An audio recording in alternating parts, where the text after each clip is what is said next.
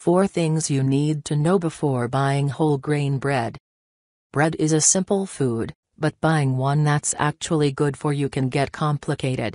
Plenty of loaves that call themselves whole grain are anything but, and even the ones that are telling the truth often get pumped up with unnecessary stuff.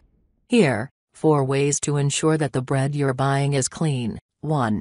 Make sure it's actually whole grain. Plenty of manufacturers add a touch of whole grain flour to give their breads a wholesome vibe. But just because a bread is tan instead of white or has words like oatmeal, multigrain, or even whole wheat in its name doesn't necessarily mean anything.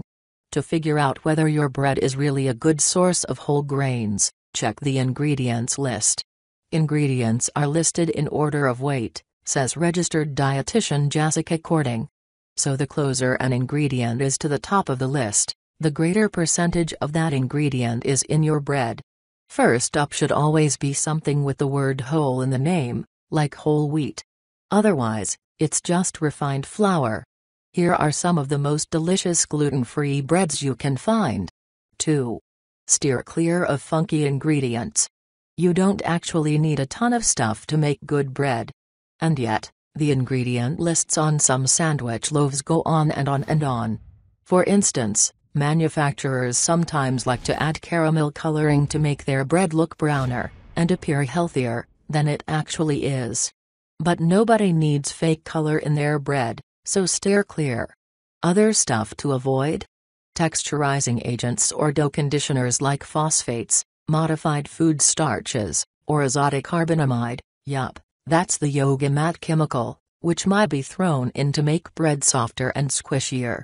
Ditto for artificial preservatives, think calcium propionate or sodium benzoate, or stuff that just doesn't seem like it belongs in bread, like soy flour or soy protein isolate. Natural preservatives, like ascorbic acid, are okay. Here are 10 food additives that you should never eat. 3. Be smart about fiber. Any decent whole grain bread should pack at least 3 grams of fiber per slice, says Cording.